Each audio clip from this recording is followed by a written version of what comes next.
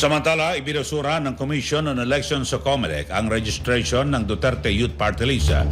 Sa botong 511 ng COMELEC, Anbank, formal lang ibinasura ito dahil sa kakulangan ng publication at hearing of party list accreditation na kinakailangan ng komisyon. Maalala na sa pangalawang pwesto ang Duterte Youth Party List na may pinakamaraming nakuhang boto nitong nagdaang 2025 national and local elections na umabot sa mahigit sa 2.3 million votes. 3 seats ang nakuha sana ng nasabing party list pero hindi sila ipinroklama dahil sa mga pending na kaso.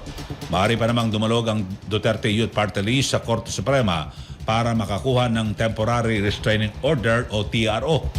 Una na rin naghain ng petisyon ng Duterte Youth Party List sa SC matapos nga na hindi sila isama sa proklamasyon ng mga nanalo noong halalan at nagbanta pa ito na ibubunyag ang mga nangyari sa Kamara at sa COMELEC kung paano sila umano kumikita ng milyon sa mga pagagawad ng mga desisyon sa mga party list accreditation, congressional project at fund.